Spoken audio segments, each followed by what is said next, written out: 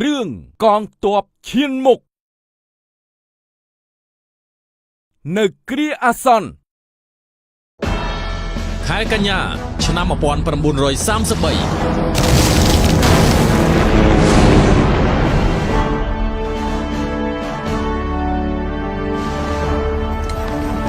នៅពេលដែលទ័ពជប៉ុនបានសម្រុកដណ្ដើមដែនដីចិនភាគខាងជើងជាតិយើងបានប្រឈមមុខនឹងវិបត្តិដ៏ធំមួយប៉ុន្តែគណៈបកស្ដាំនិយមគួរមិញតាំងនៅតែប្រកាន់យកលេសបង្ក្រាបផ្ទៃក្នុងមុនប្រឈមបរទេស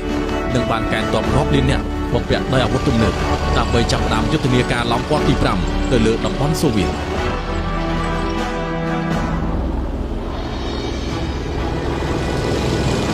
ដោយសារតែការប្រកាន់ខុសគឺយកយុទ្ធសាស្ត្រឆ្វេងនិយម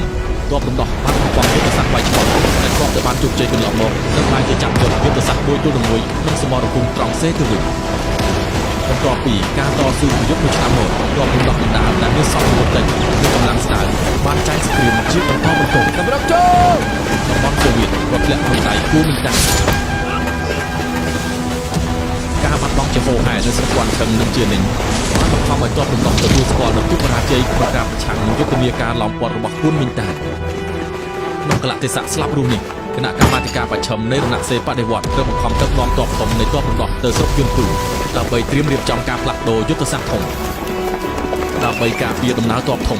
សមរភូមិជាច្រើនបានឆាបឆេះក្នុងតំបន់សូវៀតខែសីហាឆ្នាំ1934សម្រាប់ចូល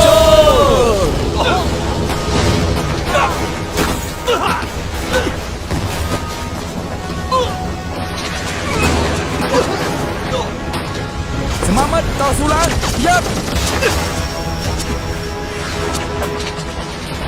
ពួកទ័ពអាចអង្កាមរបស់គេនេះសង្ហាគូសំរស្មីឯងយើងទប់លែងជាប់ហើយឯណាគេទៅឯងកុំភ័យយើងមានផែនការយើងពួកយើងនាំគ្នាដល់ថយទៅលានដ្ឋានទី2កងពលតុយលេខ1ត្រៀមក្របបាយការពារ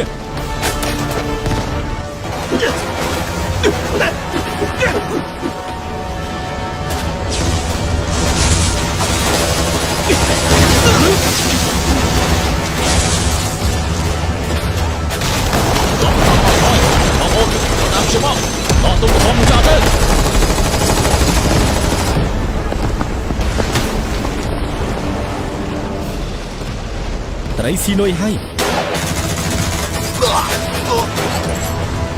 ហើយយ៉ាងមិនដឹងបាច់ទៀតទៅ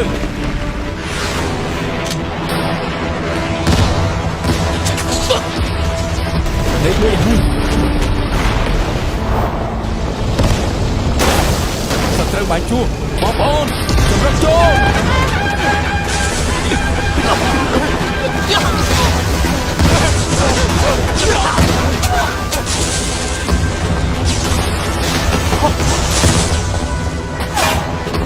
ពួកយើងទាំងអស់គ្នាពង្រឹងលានដ្ឋាន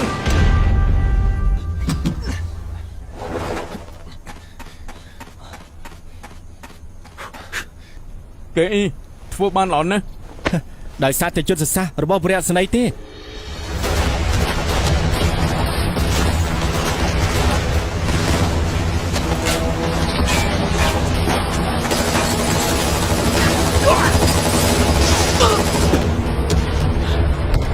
មេកង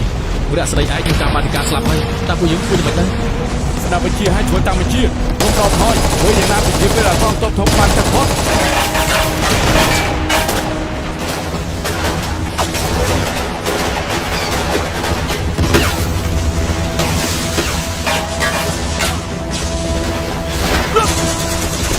នោះជាកងវរៈសេនាធំលេខ7បាញ់ការពារពួកគេ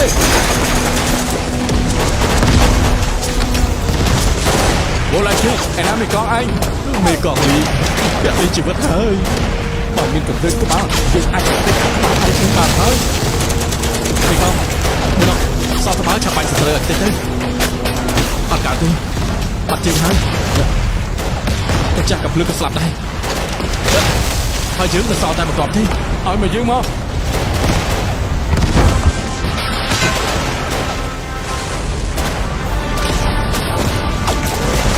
សូមដាក់មកបាទ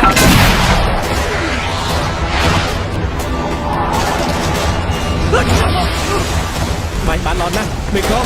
បណ្ឌិតស្មាត់ថាមេកងឈឹងបង្ហាញយ៉ាងនេះសោះ នៅសាលាជួនធាហងគ្រូមេកងជើងគឺជាគ្រូបង្រៀនកំភ្លើងធំ សង្គ្រាមមិនទាន់ចប់ទេសមាមិត្តក៏មិនធូរដៃឲ្យសោះ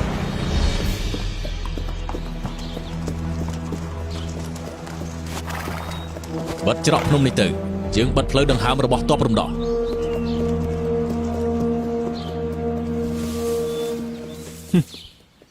សូមទោសដែលខ្ញុំលួចស្ដាប់តែខ្ញុំមិនឲ្យលោកវិឆ្មក់បានសម្រេចនោះទេយើងត្រូវតែបញ្ញាប់រាយការណ៍ទើបបាន នៅស្ងៀម អើ លើកដៃដាក់លើក្បាលហើយបែរក្រោយមក សំណាងដល់ហើយវិញតែជួសនោមសោះចាប់ឆ្លប់តបរំដោះបានដែរ យើងថាឯងសំណាងអាក្រក់ទេអើ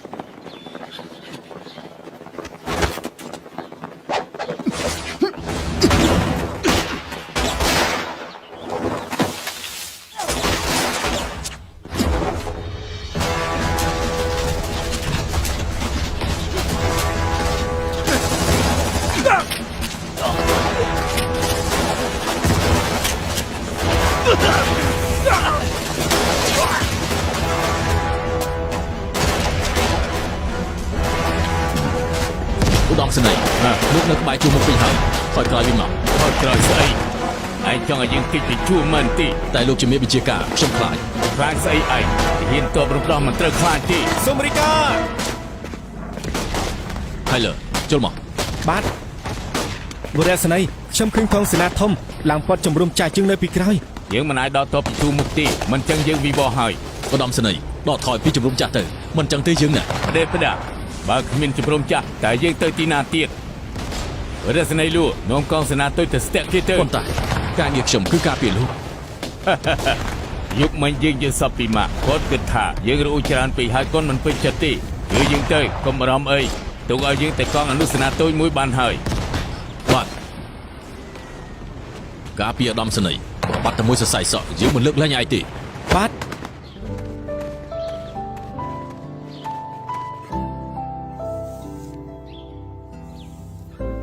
ហេតុអីបានជាមនុស្សស្រីត្រូវនៅផ្ទះខ្ញុំនឹងចូលសមរភូមិដោយមនុស្សប្រុស ម៉ែកូនចូលទៅហ៊ានហើយ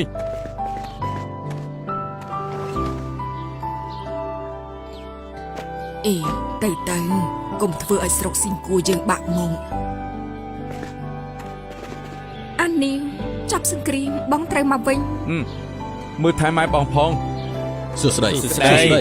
សួស្តី ស្ដី ខ្ញុំចង់ធ្វើទាហានដែរ ឈ្មោះអាយុស្រុកកំណើត លីសាញ់17ឆ្នាំស្រុកស៊ីងគួរ ល្អណាស់ឯងមានអាវុធទៀត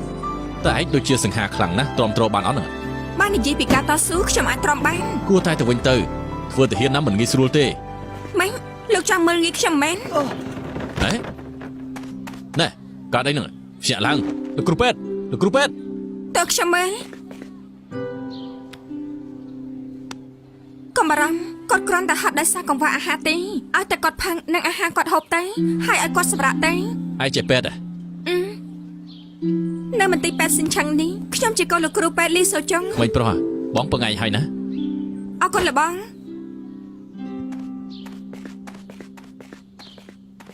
ពួកលោកត្រូវតែជឿខ្ញុំទៅលើរឿងនេះទៅហ៊ានជួមុខត្រូវតែក្លាហានជាងនេះពួកយើងត្រូវតែសម្រុកទៅមុខហើយមិនរៀថយជាដាច់ខាត លោកទីប្រឹក្សាធ្វើដូច្នេះធ្វើឲ្យយើងបាត់បង់ទាហានច្រើនណាស់ហើយពួកយើងត្រូវប្រមូលកម្លាំងជាមុនសិន លោកអនុប្រធានបើធ្វើបដិវត្តសុំកុំខ្លាចស្លាប់ ធ្វើបដិវត្តមិនមានន័យថាស្លាប់អត់ន័យទេ លោក ហើយបានហើយលោកទាំងពីរនិយាយត្រូវដូចគ្នា ខ្ញុំអស់ពេលនិយាយហើយលោកលិខាសម្រាប់ចិត្តចុះ បញ្ជាការកងពលធំមកផ្ដុំគ្នានៅទីនេះ ដោយសារតែភាពក្លាហានរបស់ទ័ពរំដោះនៅជួរមុខកងទ័ពធំបានចំណេញពេលដ៏មានតម្លៃដើម្បីផ្គុំគ្នាទៅមុខ លោកឧត្តមសេនីយ៍សូមចាក់ចេញទៅ យើងមិនអាចកំសាន្តពេលប្រជុំនឹងសត្រូវទេ លោកឧត្តមសេនីយ៍ឆាប់រាយការណ៍ទៅទីមជ្ឈការទៅ បាទ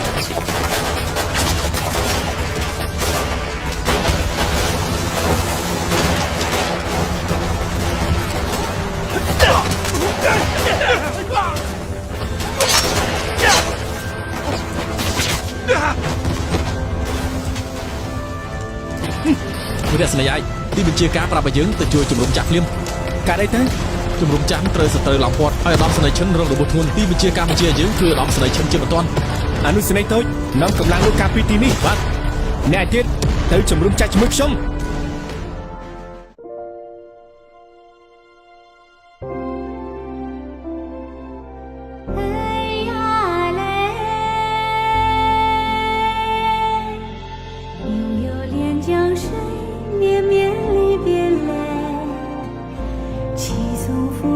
君让盼儿早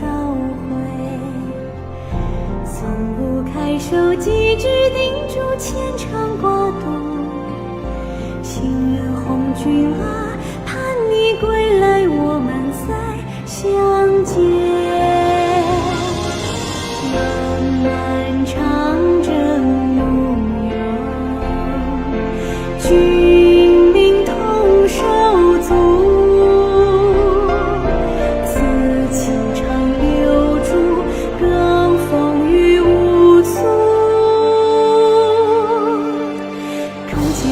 让这土地脱胎换骨